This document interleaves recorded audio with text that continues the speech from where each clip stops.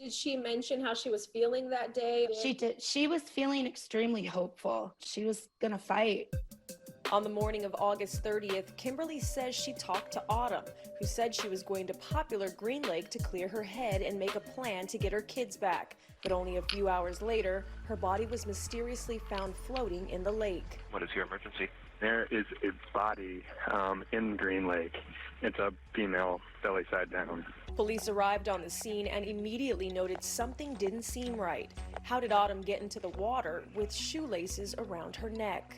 It's either a homicide or a suicide. Due to lack of evidence on her body or at the scene, examiners couldn't conclude if her death was a suicide or homicide, and it was left undetermined. But Autumn's family says she would never take her own life, so they hired private investigator Brent Campbell to look at the case. We know she arrived at Green Lake at 11:31.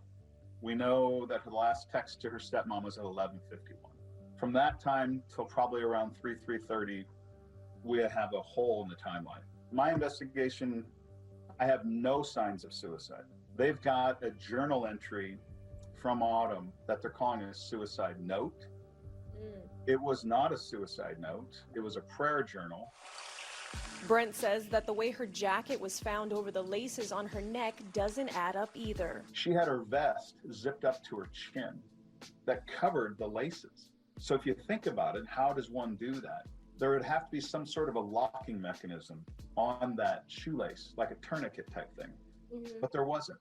And they don't know how this could happen in broad daylight with no witnesses.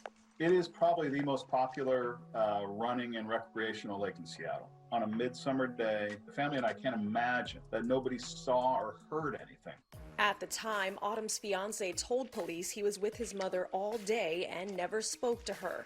He was investigated but never charged. 2 weeks later, the case was closed. Her cause of death still remains undetermined.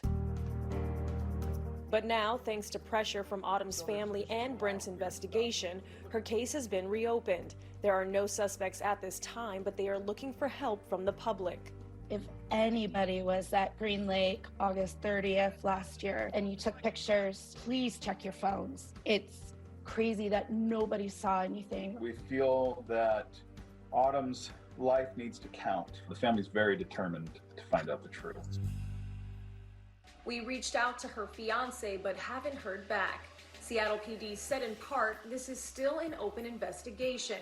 At this time, there is no evidence, physical or otherwise, indicating Autumn Stone died of a homicide.